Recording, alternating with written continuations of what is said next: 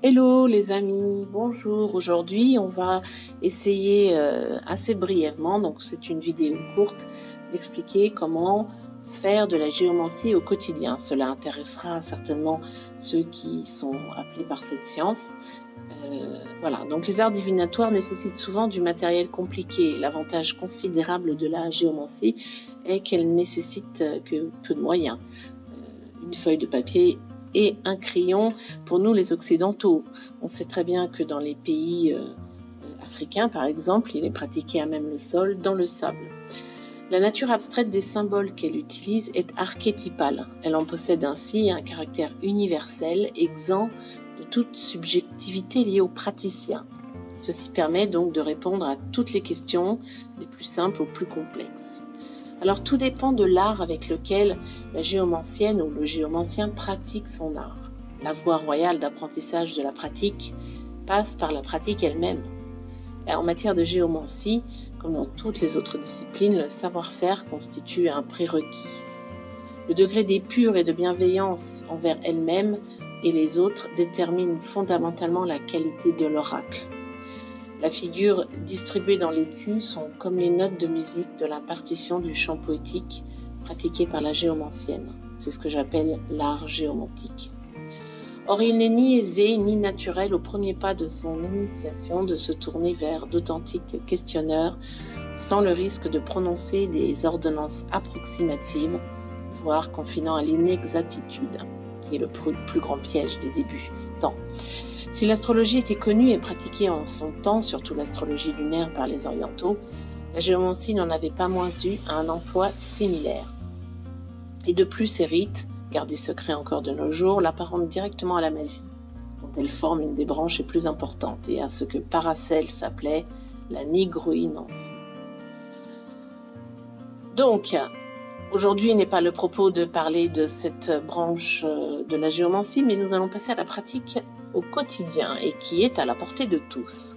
La technique d'interprétation de la géomancie quotidienne sera votre meilleur allié pour franchir ce cap difficile, en vous permettant de, premièrement, formuler chaque jour des prédictions et accélérer le développement de votre intuition, valider systématiquement la justesse de vos tirages et perfectionner votre raisonnement analogique, émettre des prévisions n'engageant que vous, sans avoir nécessairement besoin de recourir à un tiers.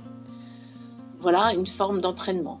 Vous observerez tout d'abord la tonalité générale, c'est-à-dire la dominante de la journée, et à partir de l'analyse de la figure, vous obtiendrez cette information. Donc, il faut nécessairement observer la dominante élémentaire, c'est-à-dire à quel élément feu, air, eau, terre la figure est-elle en analogie, puis ensuite la tendance qualitative, c'est-à-dire fondamentale, bonne ou mauvaise, où on dit favorable ou défavorable. Le tirage au quotidien sur le thème professionnel, énergétique, sentimental ou général dans son ambiance vous donnera des précisions sur l'évolution de votre activité en lien avec un de ces domaines de la journée. Donnons un exemple lié à une échéance qui vous fait peur. La peur de l'épreuve est présente dans l'esprit humain bien souvent. Le tirage a pour but unique de vous faire savoir où vous en êtes face aux épreuves et comment vous pouvez les aborder, en quoi faire pour les rendre inexistantes. Il est vrai aussi que affronter l'épreuve nous permet d'en sortir renforcés. Donc vivre les choses, c'est aussi une façon de vivre l'expérience et de comprendre ce qui nous arrive. Mais bien entendu, il faut que cet enseignement soit compris, sinon ça ne sert à rien. Parce que l'univers nous enverra à chaque fois encore plus fort l'expérience tant qu'on n'aura pas compris le message. Bon, revenons à notre sujet. Prenons un exemple face à une épreuve attendue et pratiquons le tirage unique comme suit. Voilà le procédé. Le matin, premières heures idéalement, posez-vous devant une table.